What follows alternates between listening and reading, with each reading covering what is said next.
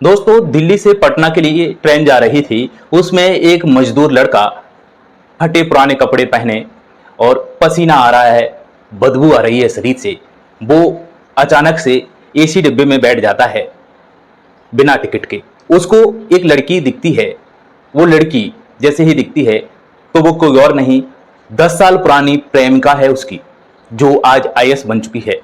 जैसे ही प्रेमिका ने उस लड़के को देखा, मजदूर लड़के को देखा, तो एक दूसरे को देखकर चकित रह गए।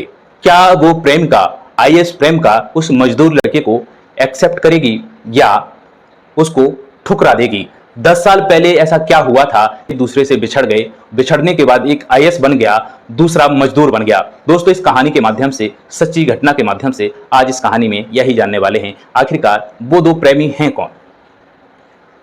दोस्तों, बिहार का लड़का जिसका नाम है प्रतीक, प्रतीक मजदूरी करके बिहार जा रहा था। होली का समय था। होली के समय पर पटना के लिए ट्रेन रवाना हो रही थी। इतनी भीड़ थी कि मानो वो बहुत परेशान हो चुका था। टिकट नहीं ली प्रतीक ने और जनरल बोगी में घुस गया। घुस तो गया, लेकिन उसके अंदर जाते ही उसको बिल्कुल इतनी भी जगह नहीं कि वो पांव रख सके। बाथरूम में भी हर जगह लोग भरे हुए हैं, ठसाठस भरे हुए हैं। जैसे तैसे करके प्रतीक खड़ा हो गया एक पांव के बल। कुछ समय ट्रेन चली, आगे प्लेटफॉर्म पर प्रतीक उतर गया। उसने सोचा स्लीपर डिब्बे में चढ़ जाएंगे। जैसे ही स्लीपर डिब्बे में गया तो वहां से अंदर से गेट बंद था। गेट बंद था और इतने में ट्रेन चलने लगी। हड़बड़ी हुई प्रतीक को, दौड़ते दौड़ते एसी वाले डिब्बे में घुस गया।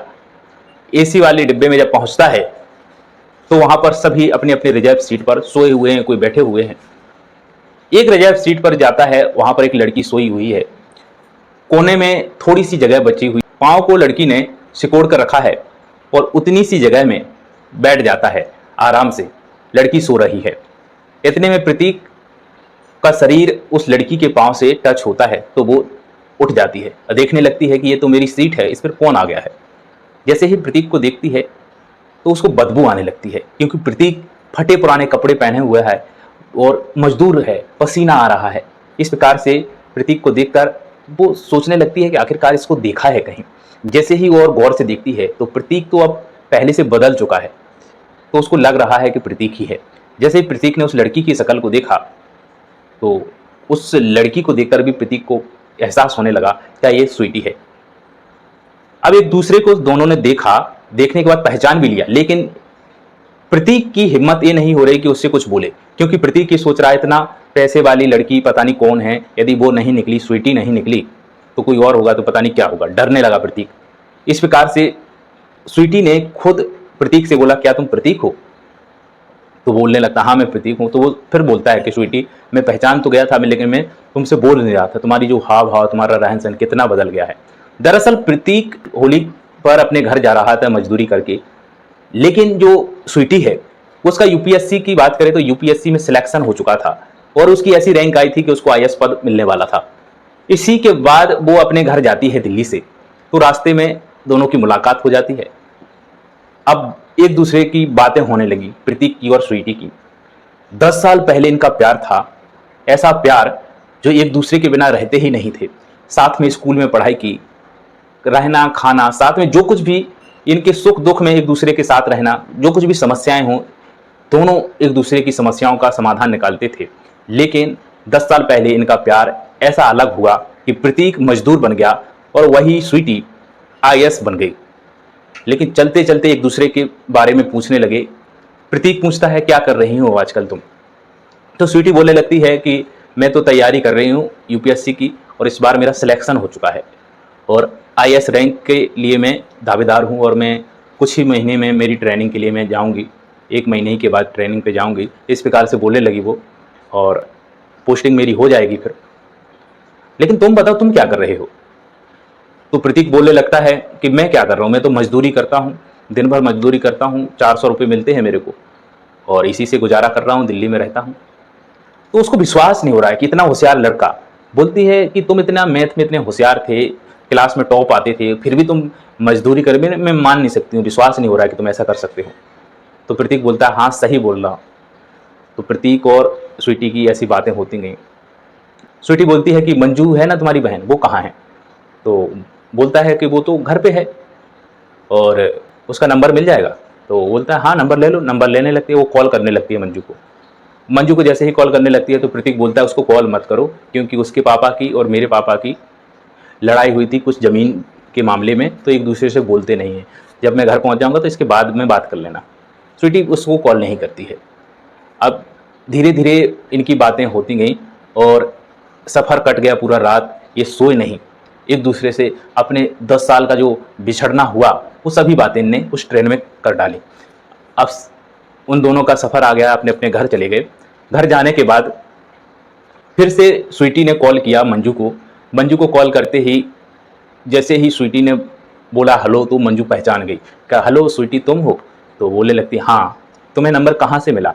बोलने लगती है स्वीटी के मेरे को नंबर प्रतीक ने दिया है, ट्रेन में हमारी मुलाकात हो गई। अच्छा प्रतीक ने? तो अच्छा जो बिछड़े प्रेमी हैं दोनों मिल गए हैं। वो बोलती है स्वीटी ऐसा कुछ नहीं है यार, बस दोस्त हैं हम लोग। तो फिर मंजू बोलती है स्वीटी से कि प्रतीक को तुम्हें पता है प्रतीक क्या काम करने लगा है? तो प्रतीक के बारे में जैसे ही मंजू पूछती है स्वीटी से तो बोलने लगती है स्वीटी वो बता तो रहा है कि मजदूरी करने लगा हूँ। फिर वो पूछती है मंजू से कि आखिर तुम ये बताओ कि प्रतीक मजदूरी क्यों करने लगा है, क्या कारण है कि वो मजदूरी करने लगा है? फिर वो बताती है मंजू पूरी कहानी कि प्रतीक तुम्हारे लिए कई बार उसने लव लेटर लिखा है, प्रेम पत्र लिखा है। एक बार मेरे को भी दिया था कि तुम दे देना स्वीटी को, तो मैंने उसको फाड़ दिया था, मैंने नहीं दिया था। इसके बाद मेरे से गुस्सा हो गया। फिर प्रतीक का एक दोस्त था, उस दोस्त की बहन थी जिसका नाम था प्रिया। तो प्रिया ने बोला था कि मैं दे दूंगी, मेरी सहेली है स्वीटी। तो प्रतीक के दोस्त की बहन प्रिया को उसने एक पत्र लिख के तुम्हारे नाम दिया। जब नाम तुम्हारे नाम दिया, वो प्रिया थी वो तुम्हारे भाई की गर्लफ्रेंड थी, जीएफ थी। तो जो पत्र प्रतीक ने प्रिया को लिख के दिया वही पत्र प्रिया ने तुम्हारे भाई को दे दिया, जिसकी वजह से प्रतीक को तुम्हारे भाई ने बहुत मारा और तुम्हारे पीठ पीछे ये सब हुआ है, तुम्हें पता नहीं है, तुम्ही ने तो करवाया है। ये सब बातें मंजू स्वीटी से बोलने लगी।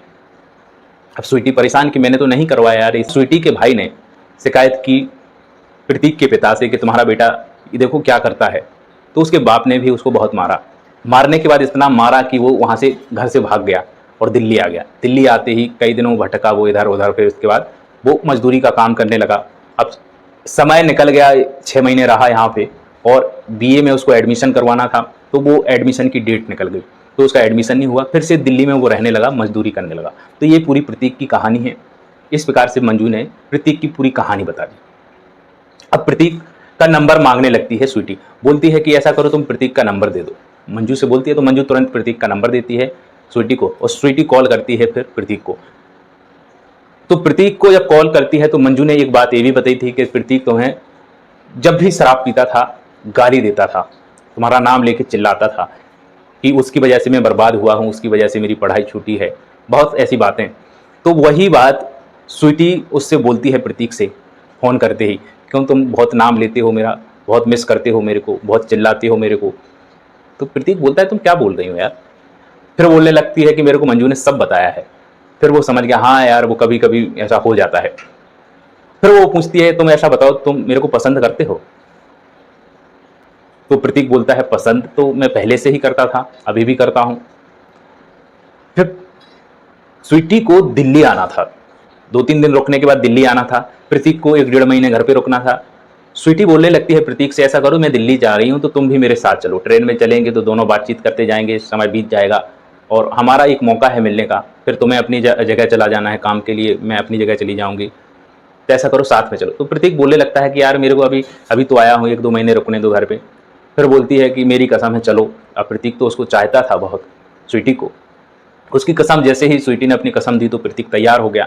दोनों साथ में आए ट्रेन में, पता नहीं चला रात कैसे गुजर गई और दिल्ली कब आ गए, उनको समय का कोई पता नहीं चला।